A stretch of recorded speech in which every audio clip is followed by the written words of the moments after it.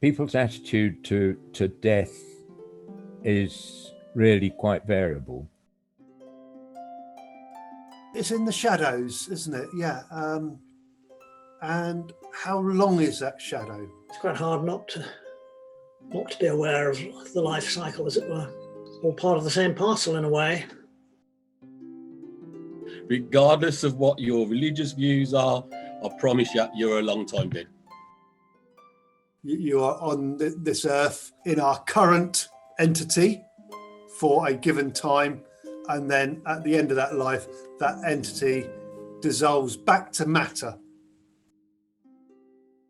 Your matter may be reproduced in a different way. In a lot of towns and cities, the cemeteries are the biggest single green open space. We see it as an invaluable piece of green space in an area which is already urban and becoming increasingly urban as time goes on. London historically had the big seven, the big seven cemeteries around London. And when they became full, that's how Brookwood Cemetery came about. We are respecting more and more the fact that our cemetery grounds are lungs within our communities. I have been doing this job since Valentine's Day in 2011. A good day to start working in cemeteries. We're sitting here today representing the Bourne Conservation Group. The churchyard was first founded in the 1860s and it finished as a burial site in about 1960. The public authority would have flattened all the monuments and would have cleared the whole area to make it safe. And as a result, the whole of the history and the natural history would have been lost. We arrived on the scene like the cavalry and looked after the monuments. It is becoming more and more prevalent now that people have understanding about life cycles. Until fairly recently, burial was a case of digging a hole in the ground, a coffin going into it, and a headstone gets put there. Now it's changing. People want a funeral where it can be a natural burial on the understanding that everything breaks down and returns to nature. A lot of people also want to plant a tree, so it's replacing one life with another life. And we're seeing a lot more people respecting the soil that they're being buried into. So we're seeing a lot more wicker baskets and a lot more cardboard coffins, things that will break down. Easham Cemetery is surrounded on two sides by a large housing estate. That housing estate is being redeveloped so that the density of the housing is increasing. The way they are doing that is by reducing the size of gardens. So we are looking at ways within the cemetery to compensate for the loss of the green space on the housing estate.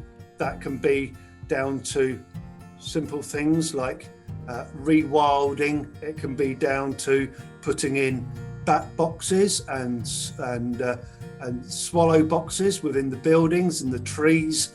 And it can also be using flora and fauna, which will attract pollinating insects. So we can help there. It can, in other areas, it may be that we don't cut the grass quite so short so that the invertebrates have a habitat.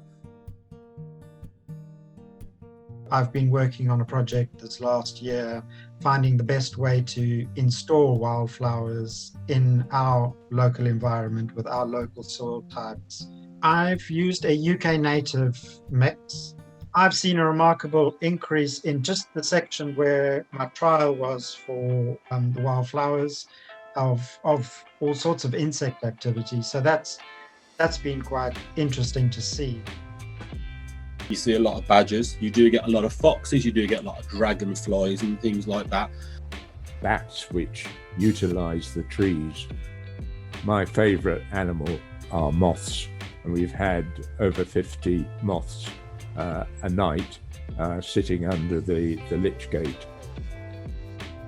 Well, I think the lockdown has shown people that being close to nature is very reassuring and is good for mental health, especially in the middle of February when the crocuses are out, and also there are lots of snowdrops, and later on the daffodils come out. So it begins to be a really beautiful place where close to 400, maybe 500 species that we've recorded in the churchyard.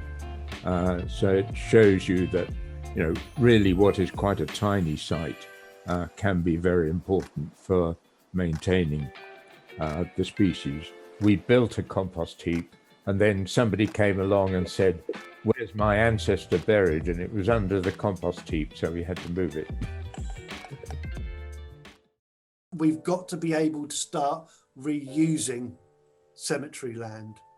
Graves that are older than 75 years old, yeah, in London, they've started to reuse them. In Surrey, there's a couple of churchyards now which are reusing graves.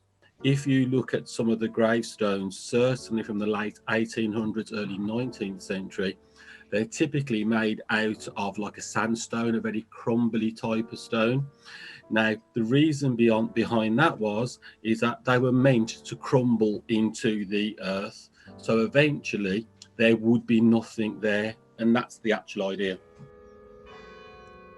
This job has taught me a lot of empathy. For humans, it's a place of retreat. They get fed up with the traffic and the pressures of modern life. You know, people who visit the graveyard say that it does have a very special atmosphere. I enjoy the aspect of getting to know the regulars who come and visit the cemetery, just being that friendly face and maybe to have a chat. Pressure on graveyards is reaching an unsustainable level. I mean, we're all being cremated nowadays because there is little room. It's a well-known fact we're running out of burial space. Rather like writing letters, an art which is now lost, the graveyard provides an element of history, local history. They are places for living because one of the main reasons people have their loved ones buried is because they then have a place of pilgrimage, a place to come and reflect and talk to their loved ones. And so a cemetery is a place to give comfort to the living. At the present time, when we've all become at last aware of climate change and the fragility of our existence in the universe, it's all quite relevant. Man thinks he's rather important, and he does lots of very clever things and places great demands on the planet in many, many different ways. But in the end, we're only part of animal life on our extraordinary planet, and so we fit into a ecological network. We are just part of a cycle, and I think it's about people respecting that cycle.